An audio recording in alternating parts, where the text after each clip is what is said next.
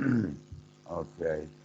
Um, a moment ago, we were talking about how the blood will pool, how it will pool very low when a boy is being introduced to a girl. He will go all gaga.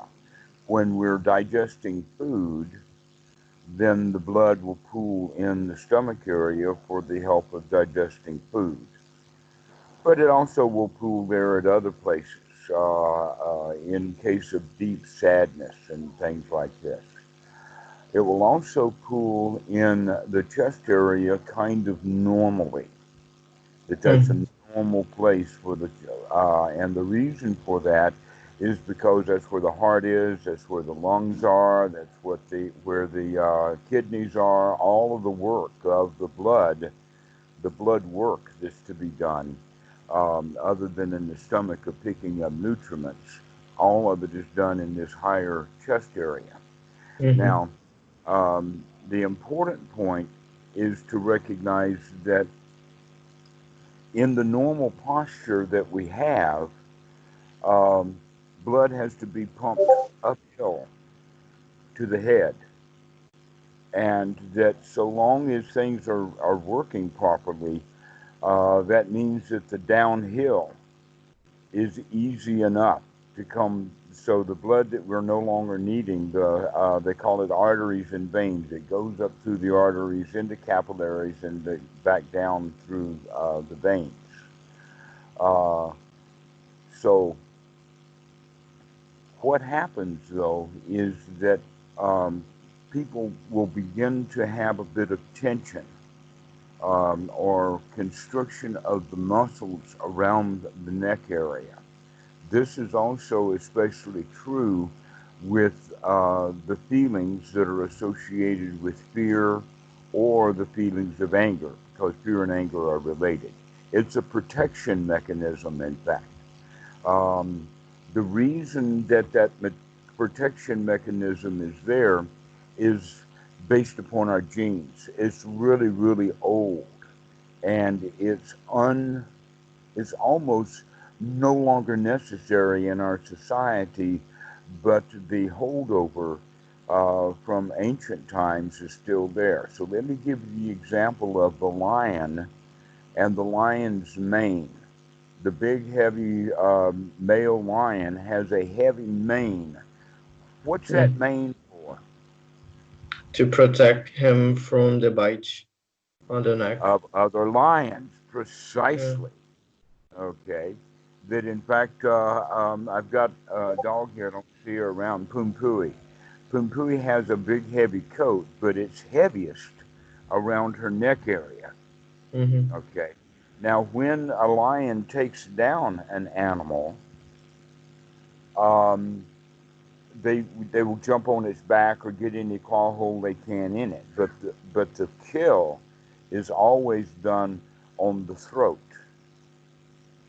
They go after the what they call go after the jugular. Yes. Okay. Um, this that means that even in our anatomy today, even though our society does most of our protection, still the neck area is one of the most vulnerable areas of the body. So that means then if there is any anger or fear, basically it's fear, what happens is the shoulders will go up slightly, that there will be tension in that area. When that tension is there, that actually helps cut off the blood flow. Mm. Things become tight. Mhm. Because of that, sometimes students will begin to have um, adverse sensations in their head. They can have headaches, they can have tightness, they can feel tension and whatnot like that. But really, the problem is not in the head. The example of it is that if my head is full of tension, the people will rub their head where in fact the source of the tension is probably in the neck. So if we would give ourselves a neck massage or to intentionally lower the shoulders, that lowering the shoulders intentionally and bringing things down generally does help that with that tension. Um, you have seen bodybuilders or muscle men that their shoulders don't come out square, but they've been pulling them down. There's a power point about bringing the shoulders down, because that bringing the shoulders down is both toughening things up and also um, keeping the blood flow going. So that's one of the things that you can do when you're sitting, is to make sure that when you're sitting up that you actually bring the shoulders down just a bit, because this will help the blood flow. Now, it's actually when I said a while ago about blood pooling, you would say, "Oh, well, we do want the blood to pool in the head, and so therefore that kind of tension is all right." But we've already talked about, well, no, we really don't want it to pool, in the sense that we want the blood pressure in the head to be higher than it's needed to be. That we actually want good blood flow, so that we don't want to keep pushing it into the head area with the heart and then it can't drain back down. That we do want to have that circulation going. And so, tension in the shoulders. Now, here's something very interesting about that, is that meditation students, they may not experience this while they're sitting on the couch, on the floor in meditation, but during the day, they will begin to notice things like this. That one student that I had last year had quite a lot of trouble communicating with people, especially in authority, his bosses, the workmates, things like this. But what was going on was is that he was tensing his shoulders. He would become afraid. So what we started to work with is, number one, you already know in advance, before you're going to talk to someone. They have to approach you. You've got 3, 4, 5 seconds that you can prepare for that conversation. So what you want to do is make sure that you're relaxing your body and being kind of on guard to keep the body relaxed as you start into the conversation with someone. That helps a lot, because if we go into a conversation already tensed up, then it can only get worse.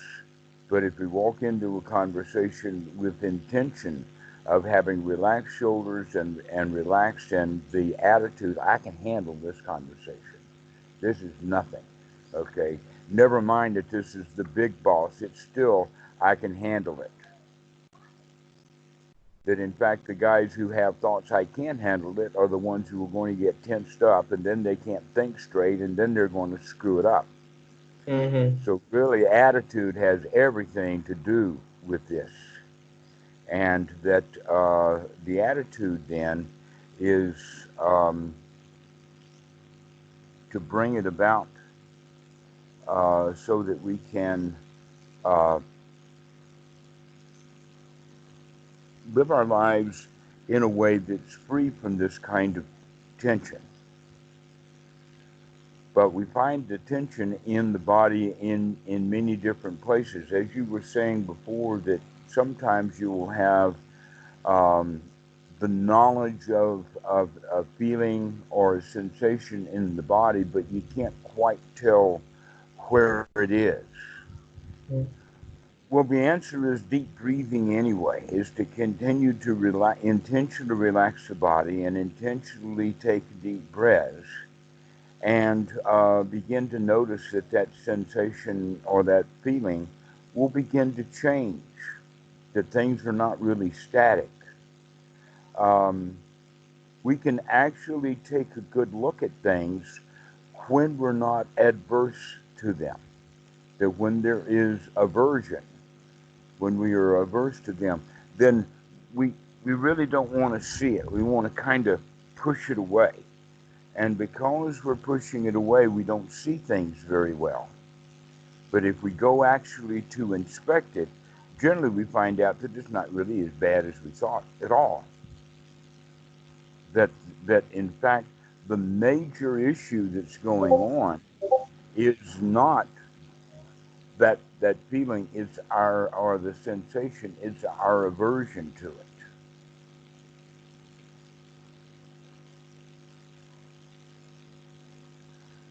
And so uh, by beginning to work on that aversion with the intention or the attitude that, hey, I can do this. This is not a big deal. We'll be okay. This is the kind of way of thinking. Uh, to always maintain, or not always maintain, but it certainly bring back, whenever we remember to bring back that feeling of, I can do this, I can handle this. This is no big deal. Let me see what this is. We actually begin to add an eager quality to it, that I'm eager to Mm-hmm. see what's going on. Mm-hmm. Uh, that in fact, eagerness is, or enthusiasm, is a major part of the path. Mm-hmm. That, that when we become eager, that means that there is a newfound energy that we don't have to. Uh, when someone is eager for something, it's easy to get them up and get them going. When someone is not eager about something, then it takes a lot of work and a lot of effort. So we can Yeah. say that eagerness is actually a newfound energy or a Mm-hmm. newfound effort. So that our eagerness for practicing anapanasati um, makes the effort easier, so that the effort actually eventually becomes energy in several different ways. One of them is that because we're developing the skill of taking right effort. Another one is because of this enthusiasm, and the enthusiasm is built upon the right attitude of, I can do this, of course I can do this. All right.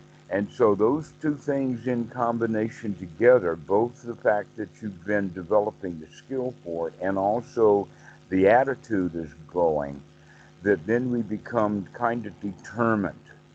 There's a certain determination that comes in into the practice, but that determination comes with success, and it comes, and also eagerness comes with success.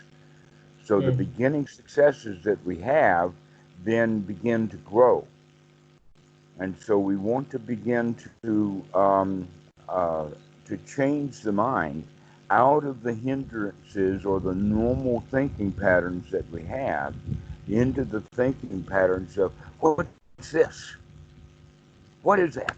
Oh, yeah, that's anger. I know what anger looks like. Okay, so this Mm-hmm. is the kind of way that we begin to look at it, to bring that eager quality in, because that eagerness then will be part of the determination practice, or Yeah. the factor of strong determination. Now, Goenka talks about the strong determination sitting. Can people sit for 1 hour without opening their eyes, opening their hands, or opening their legs? But often that's a drudgery for people, and that they have to maintain a determination that's based upon hope for a better tomorrow. Yeah. That's something We're will not wanting happen. to do that. Yeah, this is right. This is not something that is worth practicing, but the practice of, I'm determined to sit here because I know I can and that I can enjoy it. Mm-hmm. Now we're beginning to change the attitude. So one is actually the strong determination of a loser versus the strong determination of the winner. That this is something that a lot of people miss in the teaching of the Buddha, which in fact is right there. It's right there in Anapanasati. It's right there. In fact, The best place to see it is the Eightfold Noble Path when we talk about right attitude. Mm-hmm. That right attitude has to be developed. And so our attitude about doing the practice is part of the fruit or the benefit is that attitude that we're getting about practice now becomes part of the attitude for living our whole life. That we can become the emperor of our own life, and that emperorship is actually nothing more than an attitude. And that attitude is built upon success. So over and over and over again, never mind, come back to the moment, come back to the breath, take a deep breath, feel relaxed and feel satisfied. And then when we get into that state of satisfaction, that's when we can do a real strong investigation. That the investigation that has hindrances in it is not so valuable as the investigation that's free from hindrance. This is why the Buddha talks about applied and sustained thought, that we can actually apply the mind to what is wholesome and sustain it there. Mm. Now, some people get the idea that applied and sustained thought that the Buddha is talking about is actually a form of concentration or one-pointedness or focus. Mm-hmm. Where no, that's not what we're talking about at all. That that there is a quality of right thought, and there is a sutta about that we have to decide what is worth thinking about and what is not worth thinking about. Mm-hmm. So thinking about us being a loser is not worthwhile, but thinking about us being a winner, that's worthwhile thought. That's a wholesome thought. The wholesome thought, I can do it, is different than the unwholesome thought of I can't do it. And so we want to maintain these thoughts of um, wholesomeness. And so this is how we apply and sustain the thought. It's not about getting one focused. That in fact, if you became one focused while driving a car, you might have a crash because you're so focused on whatever it is that you're missing a whole lot of stuff that you should be able to pay attention to. Mm-hmm. So we want to be able to have that ability to think, the ability to process data, but we want to do it in a wholesome way. And so applied and sustained thought does not mean one focused concentration. I don't know why, in fact, that that's ever become part of the practice, other than the fact that the word samadhi is wrongly translated as to concentration, to where the word samadhi actually means to um, gather the factors together. Mm-hmm. There is an example in one of the suttas. I think that in fact this is a later sutta, but it's between Nagarjuna and Melinda about the same time when they do the chariot. You know that the king wants to know about the chariot, and so Nalanda asks. They're talking about self, brother, and so the example is the chariot. And Mm. so the king steps off the chariot and has the men, according to Nagarjuna's instruction, to take the chariot apart, all the bits and pieces of the chariot. And after the chariot is taken apart, now the question is asked, where is the chariot? Mm. The answer is that the chariot is only a chariot in the state of samadhi, which means you've got to put all the factors together again. You've got to put the chariot back together. That there is no chariot in one Mm-hmm. of the wheels. There is no chariot in the center pole. There is no chariot in the basket. It's only when those things are put together. Now, we have a quality called general system theory, and one of the points of general system theory is that the whole of a system is greater than the sum of the parts. Okay. An example is that you take that chariot and you take all the parts about and you have them right there on the field, let us say within a 20-meter radius. All the parts of the chariot are there, and yet Mm-hmm. there is no chariot. It's Yes. only when the chariot is put together is there a chariotness there, Mm-hmm. and that the new thing that's added is the transportation that the chariot can give. That when the chariot's fallen apart, it cannot give that transportation. Mm-hmm. Mm-hmm. All right, so now we're understanding more about what samadhi means. It means the coming together of things. Um, an example of that, in fact, the example that Nagarjuna gave uh, Malanda was the quality of a yurt or a tent of that time. The yurt has do you know about a yurt? Have you ever seen one or been around them? No. Perhaps in those? Okay. A yurt is a tent that the Mongolians have, but it's fairly Oh, large. okay. Yeah, yeah, I can relate. I've read some books of Genghis Khan. I know what you're talking about. Okay. The important part about that yurt that holds it up is a center pole. And yet the tent Yes. itself is not attached to the center pole, but the ridge poles are. And so the ridge poles go all around the tent to give it the structure, and then they'll put the skins of animals around the outside of it to make it into a tent. But that point where all of the ridge poles come together is called the samadhi point. That's the main point. That tent does not exist until all of those ridge poles are put into place.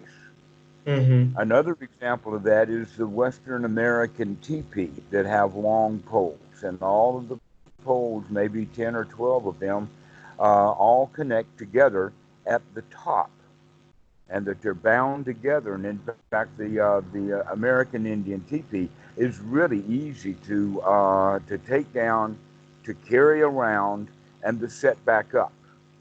Mm-hmm. All you have to do is just push it over, because the important point is that all of those tent poles are tied at the top, at that samadhi point. So then carrying the tent around, you just carry it off. When you set it up, you just drag the bottom of the poles out into the circle, and there you go. That's your tent. It's all set up. Mm-hmm. So this is the point of samadhi that we're talking about. And in the practice of meditation, the samadhi is meaning gathering together all the factors that we need. And in this case, we're talking about first jhana. So the actual factors that we need when they're gathered together is the samadhi of first jhana. It's not one pointed concentration, it's the ability to apply the mind and keep it functioning on something. And an example of that is just reading a book or reading an article on the web page or something like that. That when we start reading, normally the mind will start reading, and then we'll start thinking about what we're reading, and then we will continue to think about what we're reading rather than actual reading. So the eyes start to go along the page, and we get down to the bottom of the page, and as we turn the page, we say, wait a minute, I don't even know what was on that other page. Or I Mm-hmm. started a paragraph, and we say, wait a minute, I don't even know why or what this paragraph is about, because I've not been paying attention to what I've been reading. Mm-hmm. Okay, so this is the normal mind, but a mind that is applied and sustained means it can apply its mind to that reading material and then continue along with that reading material, so that we continue to read, and as we read, we get the information. And as we get to the bottom of that paragraph, we know we're at the bottom of the paragraph. We know what that paragraph is about, and we're ready to bring on the next paragraph. This is what we mean by applied and sustained thought. And now the only thing that we need to do is change that ability to read a book into change the ability to watch what the mind is doing or to basically read what's going on in the mind.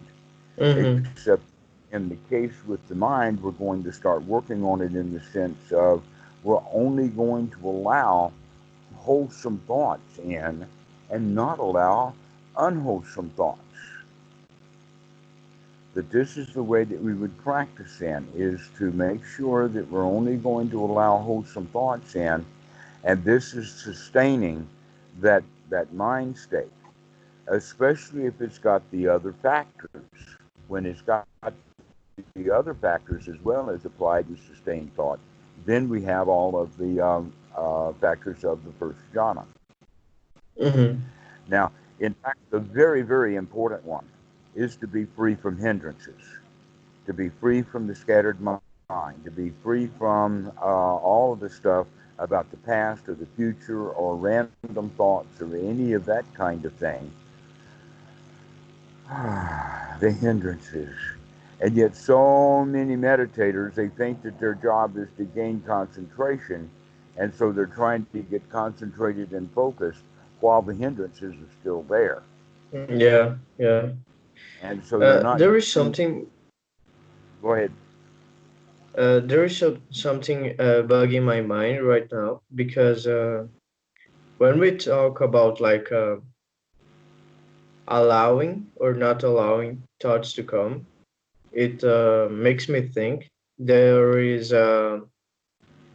something that can make the adjustments into the mind, but at the same time, it's not part of the mind that is constantly referred as myself. Like when you say to me, when random thoughts appear, you have Mhm. to make them go away, for instance. But who is making that adjustment in the sense of like it's another thought that is like superior, but who makes that thought to combat another thought? In a way, the Buddha says that that kind of question is really not appropriate because it leads us into a thicket of views. That So the what? better way, a thicket of views. In other words, we begin to have imaginations about who am I and whatnot. Mm-hmm. Uh, and that these kinds of questions are not really useful, and that in fact they almost always, in order to define who we define who we are about with the past. So Mm-hmm. even who I am right now is uh, not necessarily a useful question to ask. But we can answer it in a way of thinking about that the human brain actually has various, um, let us say, functions, and the various functions that were built up over a long, long period of time um, are actually structures. There's structures in the human brain, and like for the dog, there's an entire part of the brain that the humans have, but the dogs don't have. Mm-hmm. For that reason, dogs can't tell the difference between a dog and a human. They think that humans are just more dogs. They don't, Mm-hmm. they're not capable of understanding that level of, and in fact, Differentiation. right, they don't understand. They know about that they can ride in a truck, but they don't have any concept of driving a truck. Mm-hmm. Okay, so there are things that are missing inside of the dog's brain that allow him to do things that the human brain does have the capabilities of doing, just most people are not doing that with their brain. So Mm-hmm. what we're talking about here is the part of the brain, then the frontal cortex, that is the ability to put things together, to make connections, to see patterns, to recognize patterns, and to put things together like that. And so this pattern matching part of the brain is what needs to be put into work or into use. but that the self that arises is actually out of the reptilian brain that has to do with the self-preservation instinct. It's an instinctual feeling that's there. But once we recognize that, wait a minute, that's just it's just a process, it's just a feeling, that it's not a me in there, then we can also understand that there is no me in the higher brain. There's nothing permanent there. There's just familiarities of repeated patterns. But those patterns are not me. And in fact, there's hard to find any me in there anywhere. That this is an important quality. So instead of thinking about, well, who is it that's having these thoughts or this pattern match? The right way to do it is to say, oh, basically, let's just gather the factors together and get the mind fit for work and not go off into trying to figure out who am I? Mm-hmm. Because who you are is a moving target. It's constantly moving. Mm-hmm. Yeah. Okay, and so let's not try to pin that down. Let's in fact do the work necessary to bring the mind into a state of samadhi, which means that we've gathered the factors together. And so the important factor, the number one item that is to be done, is to have the mind free from hindrances, including also having free of the questions of who am I? What was I in the past? What will I be in the future? Who am I now? These are kind of questions that have no real answer to, but that uh, they're fraught with danger, so that we can go into a state of dukkha easily. That basically what we should be doing instead with this applied and sustained thought is sustain the mind by being on guard for the dukkha so that it doesn't happen, so that we can actually maintain a state of being in the third jhana, or excuse me, the third noble truth, not the third jhana, the Mm-hmm. third noble truth, which is the noble truth of that there is freedom from suffering. And we can get into that state fairly easily. Mm-hmm. And all we have to do is to make sure that we've got the five jhana factors together. Number one is no hindrances. The second factor is that we have that quality of satisfaction. We have that quality of can do attitude. And then we have these other two factors of applied and sustained thought. Bhikkhu Buddhadasa talks about this in the sense of making the mind fit for work, so that we can actually apply the mind to the things that we want to apply it to and Mm-hmm. keep the mind sustained on that. And then the answer is, well, what am I going to apply the mind to? Uh, and the answer to that is we're going to apply it to the kind of thoughts that we're going to allow in so that we can maintain this state of sukha, this state of pleasure, this state of um, basically equanimity, to Mm-hmm. be in a state of happiness. And we need to maintain that. And so we maintain that by not allowing the kind of thoughts that will disrupt that. Now, in this regard, we're using the word thought in a very, very broad context. For instance, some thought is words, some thoughts concepts, but some thoughts have to do with paying close attention to something. For instance, a jeweler that's working on the setting of a diamond into a ring, he may not be talking to himself very much, but he's very focused on and to know each of the tasks that he has to do. He's got to bend this little piece of gold in that direction. He's got to bend that little piece of gold in this direction. But he's concentrating, or not necessarily concentrating, he's just focused on what he's doing. He's applying his mind to that job and keeps keeping on that job until he's finished. and that he may not have a lot of verbal thoughts going on, but he certainly is watching and paying attention to what's going on. So his thought level is not necessarily the kind of thoughts that are going on and on and on the way that our normal hindered mind is. That in fact, normally the hindered mind is these kind of thoughts. But hindrances can also be feelings. Actually, hindrance of drowsiness is a kind of state where that's neither a thought nor a feeling, but it does have a hindering quality to it. So this idea of thought basically means, what are we paying attention to, or what are we actually looking at or focusing on? Dare say I even might use the word, what are we concentrating on, or what are we actually doing right now?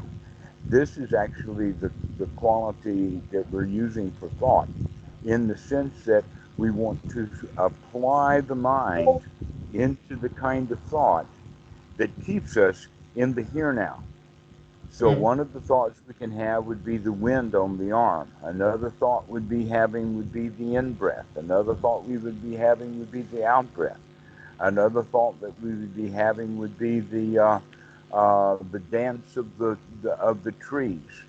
That when we're looking and watching and observing things like that, it generally doesn't come in the form of talking to ourselves about it, but Mm-hmm. actually doing the observation itself. So this is a deeper kind of thinking that we're doing when we actually apply the mind in the thought.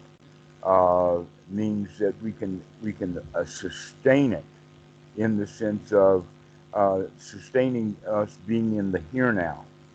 Mm-hmm. Okay, so this is the state that we want to get into, and that from time to time, when we're in that state, that's when we're actually capable of seeing sensations and thoughts arising in the mind that will pull us out of that state. And so we just sit there and breathe into that sensation or into that feeling, saying, I know you're there, but I'm still good. I'm still okay. I'm still on top. So we can begin to uh, incorporate into that state of satisfaction sensations that we used to ignore. And sometimes those sensations that we ignore will actually drive us into states that would be uncomfortable, or a state of dukkha. So this is the whole quality of this first jhana, is getting the mind into a state that's really in a peaceful state, satisfied, happy, and that we can maintain that by having thoughts that we're actually beginning to control it. We're actually beginning to get out of our pile of dirt and beginning to sit on top of it. Mm-hmm. So this is the practice.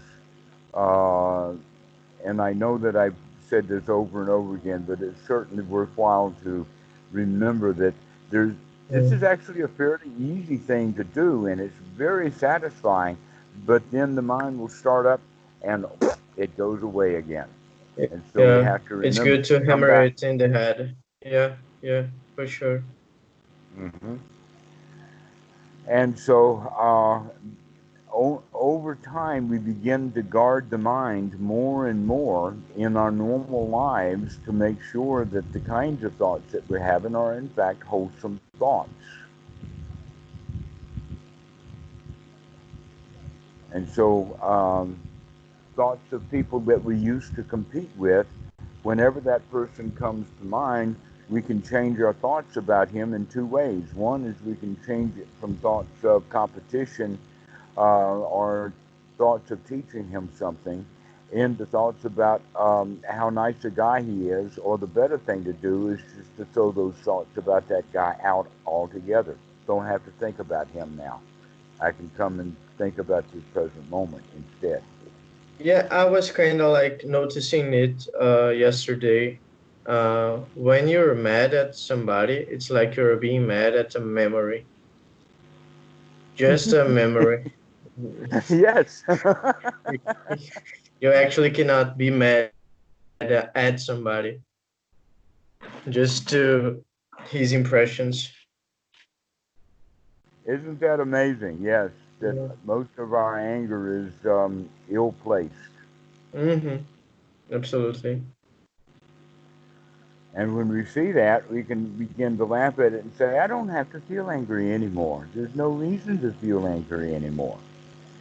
And that's when we have that, then that's the right attitude. The attitude of what's anger? Why should I worry about that? You know, why should I be engaged in anger? And Mm-hmm. so we then come to the point of saying, oh, let me check to make sure that I'm not actually bringing anger out, but that I can keep it inside in the beginning. In other words, I don't vocalize it with the mouth, nor do I ball up my fist or hit someone. But if I can keep my mouth shut, now I can actually take those angry thoughts out of the mind and put something more wholesome in the mind. Mm. Now, normally when anger arises, it's because of the feeling of not liking something. Some, sometimes it would be the guy just comes into the room, and just the sight of him will remind you, without a full thought, but it will remind you you don't like him. And because Mm-hmm. you don't like him, that feeling of not liking is already there. And so Yeah. basically, all he has to do is open his mouth, and out comes our anger. But if we can recognize that feeling of, oh, I don't like this guy, then we can work with that level, which is much easier to work with at the subtle feeling of, I just don't like him, as opposed to getting angry at him. Yeah. Because if we can be honest with ourselves that, oh, I don't like him, then I can do something about it. But if we are saying, oh, you're supposed to like him, Yeah. ignore the fact that you don't like him, Mm-hmm. then anger is most likely going to pop right up because we're Yeah. kind of ignoring the feeling of not liking this guy. But if we're actually willing to deal with it at that feeling of not liking, then we can change it immediately. We can actually change that with their attitude of, hey, I can like this guy anyway. Yeah. That Yeah. whatever I don't like about him is in the past anyway. Right now, he's likable. There's nothing wrong with what he's doing right now. He just walked in. Yeah. That the Absolutely. that the not liking and the anger is something that's old, Mm-hmm. and that we're bringing that up. So that would be a case of that the hindrances are hindering us from being in the present moment with this guy because the hindrances is reminding us that at one time I was angry at him and I didn't like it. And so now this new present moment is being clouded by our own past. Yeah. And this is basically the problem of our whole lives is we keep allowing the past to cloud our present moment. So that feelings of not liking come up, and that feeling of not liking came up had nothing to do with right now. Yeah. Nothing to Absolutely. do. And Had there is something to kind do. of an aesthetic feeling of like molding this kind of stuff because Mm-hmm. there is the impression of like having raw emotions, and there is the impression of making like sculptures within the those raw emotions, and it's much more pleasing when you do that. It's compared like when you're making music, you have like, if you don't know music, the things you can notice is like kind of binary. You can perceive like it's a pleasant music or an Mm-hmm. unpleasant one, and the same thing happens to emotions. It's kind of dualistic, but if you pay closer attention, in the same way that you do with music, there is like nuances between the notes, and there's a whole new world of like entangled emotions that would be like mixed notes and much more things to appreciate that you would if your ear wasn't trained or something like that. Hmm. And Actually, I'm that. getting Go ahead. like a funny feeling because when I'm meditating right now, and I'm trying to sustain the right thoughts, I keep doing this stuff in English actually instead of Portuguese because of our talks. And at the same time, I keep repeating, I'll call tomorrow and stuff. But it's funny because it works either way.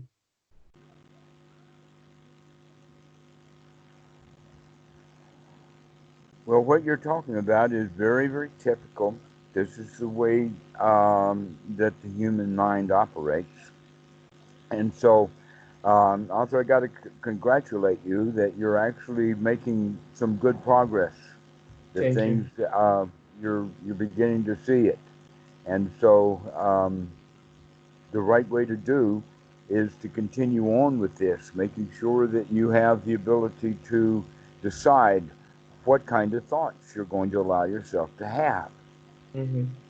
And this is what the practice is really about in the beginning, is to come out of the hindrances and come into a state of satisfaction, a state of joy, a state Hmm. of pleasure that is in fact not suffering.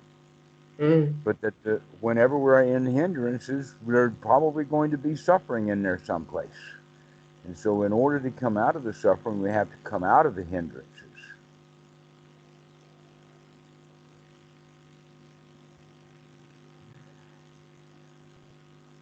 So, keep practicing like that, and you'll get good results. Okay, will do. One thing, would you turn your camera off and then back on again? Your image is frozen. Okay.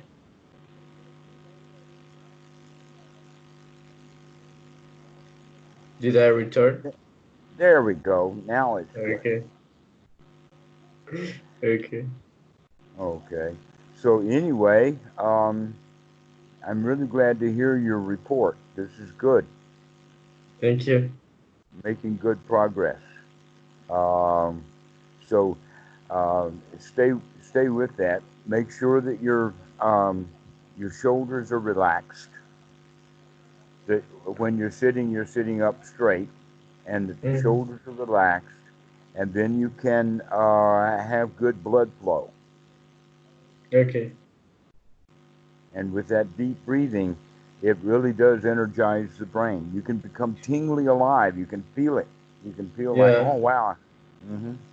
When you do deep breathing, do you breathe into your belly or more superficial? Like, I don't know the point where should I stop, like pulling the Uh, air down. Scientifically, there is actually a set of muscles that are sitting above the stomach, that's Yeah. below the rib cage. There's an area of muscle Diaphragm. there, and that area of muscle is called diaphragm. Yes. Okay, so diaphragmatic breathing means that that muscle is actually is dropped or lowered, which that means that the bottom is dropped out of the lungs. There's also the kind of breathing that we have that's associated with the muscles that are wrapping the rib cage, so that the rib cage will come in and out. Yes. So when Yes. we're talking about diaphragmatic breathing, that's also sometimes called breathing into the belly or abdominal breathing. Uh, when Buddhism first came to the West, they had the idea of contemplating one's navel. Have you ever heard of that one? No. Actually, no. Navel. Basically, what that means is that we're opening that diaphragm. Now, musicians, especially wind brass instrument players, are taught to use that diaphragm because you can that it's a very almost very quick sudden like that, and we can take in a lot of air that way. Okay, We want to do that diaphragmatic breathing, but we also want to use the breathing that's associated with the rib cage and the muscles Okay. around the rib cage. All right. So we basically have three levels. We have the lower breathing, we have the middle breathing, and then even up into the upper part Yeah, I of the can breathing. feel this tree. Yeah, yeah. Okay, and so that part of then of the breathing is that the shoulders will actually do some movement. So watch the shoulder right here as I'm breathing.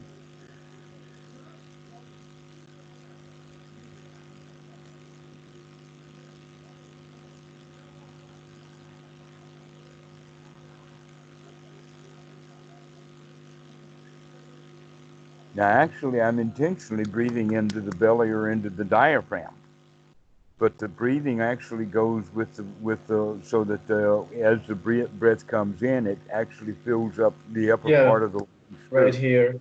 Yeah. Okay. Now we're not talking about 100%. You can go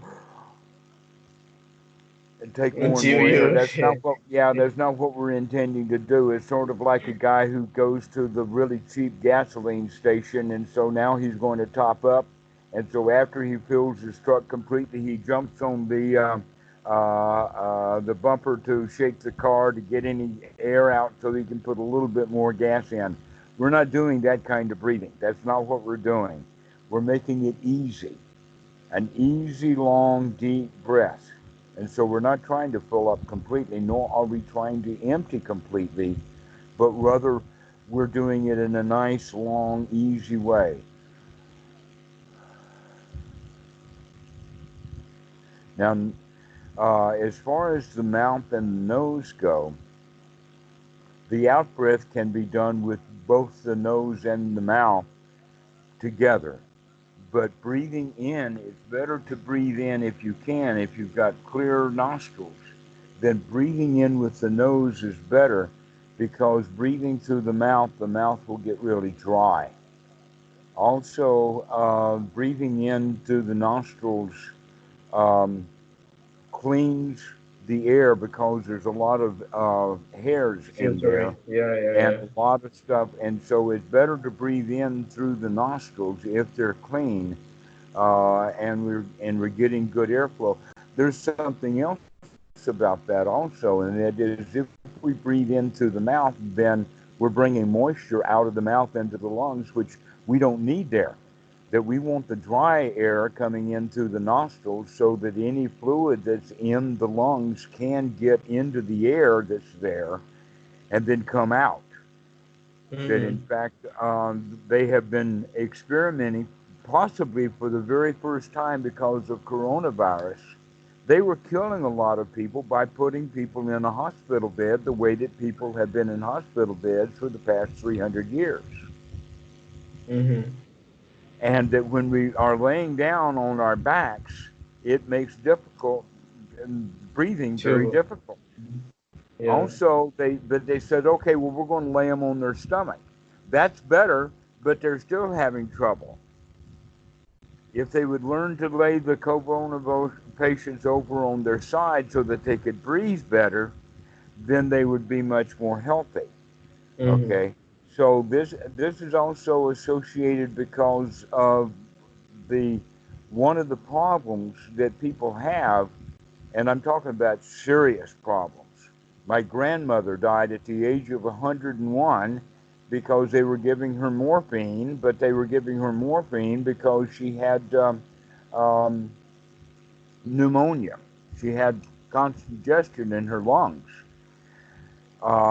They do have the ability to pump stomachs, and they've been pumping poison out of stomachs for years. But I don't think anybody's ever had the idea that we could. And I think in fact, the way that it works, it would be very difficult to run a tube down to take the fluid out of the lungs.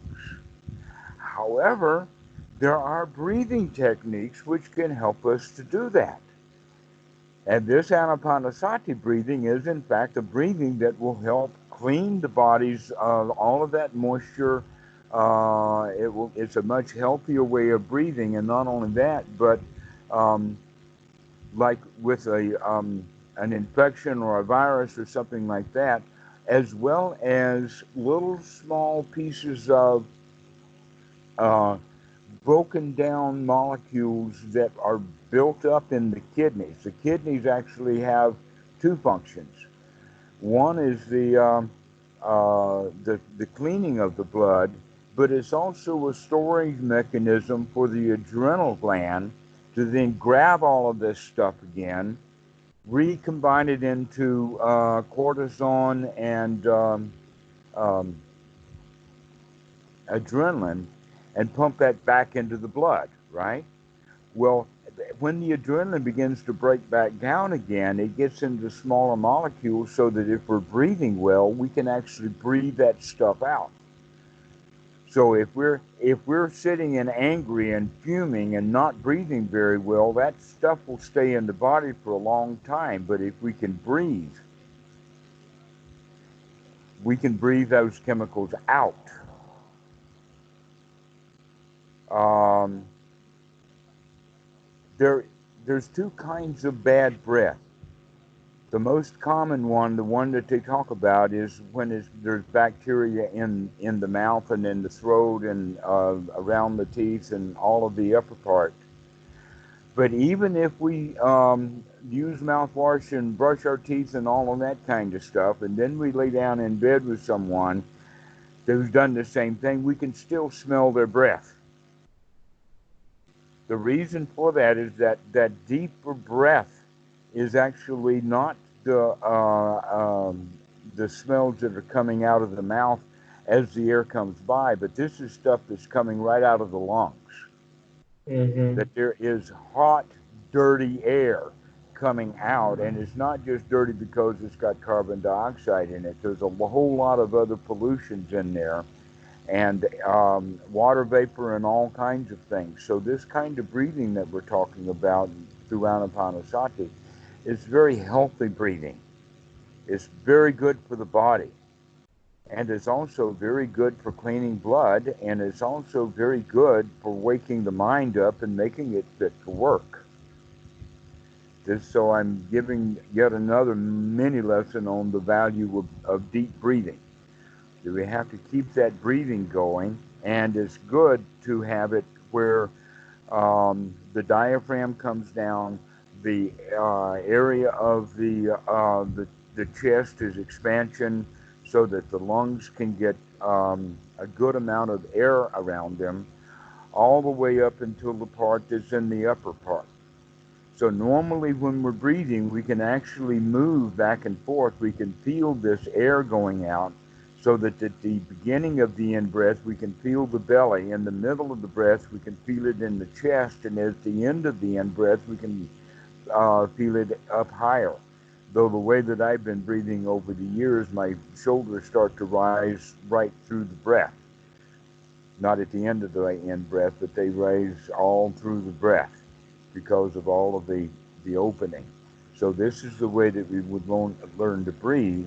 And by breathing this way, it is very effective in cleaning out old bad feelings, energizing the body, getting the mind fit for work.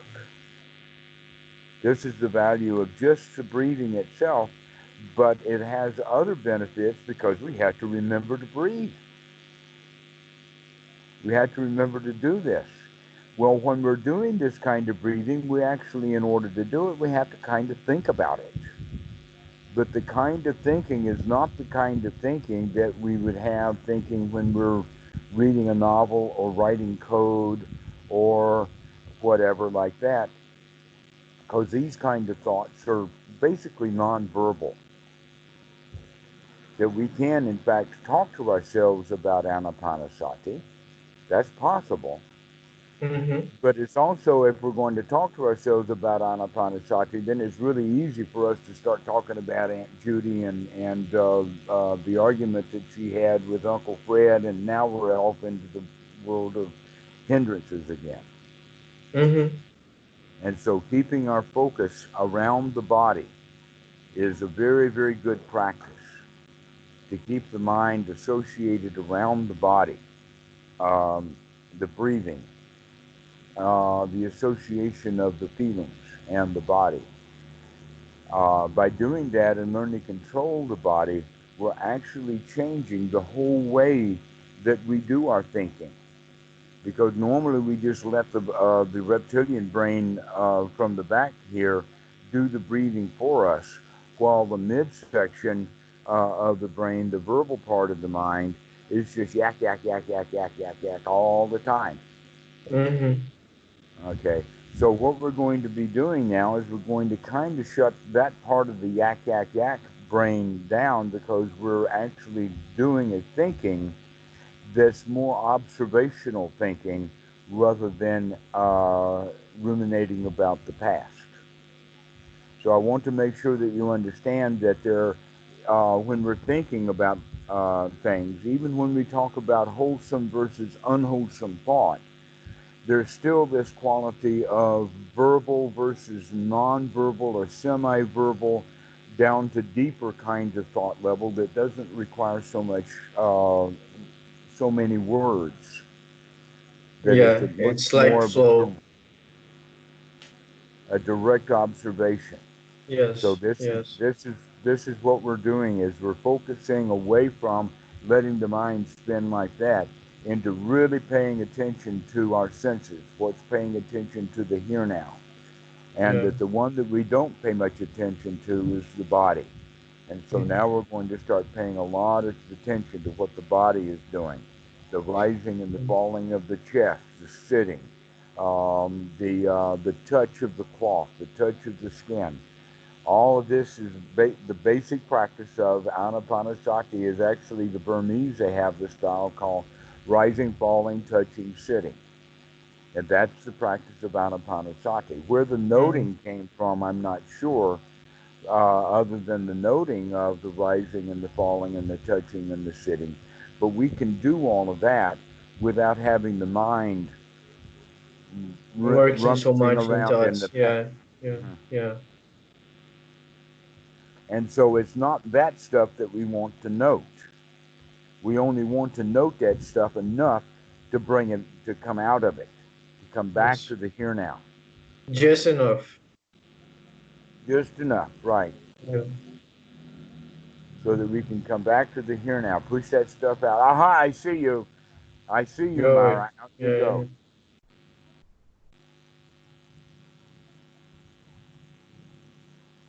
Well, I'm really pleased with your progress. You're making some good progress. Let's keep that going. Okay, thank you. Do you have any other questions? No, actually, no. There's the question about the duration of my sessions, because I feel I could benefit of like extending it just a little bit, like for 20 minutes, maybe. Okay, yeah, And so you can shoot for about 20 minutes now. That would be a good time, right? You're progressing enough that going up to about 20 minutes. And so you don't quite have to sit so many sessions, maybe four sessions a day at 20 minutes would be good. okay, okay, will do. Okay, All right? all Okay, right, all right. well, we'll see ya. Thank you. We'll see you. Bye Congratulations bye. on your progress. Thank you. Thank you. Bye. Bye bye.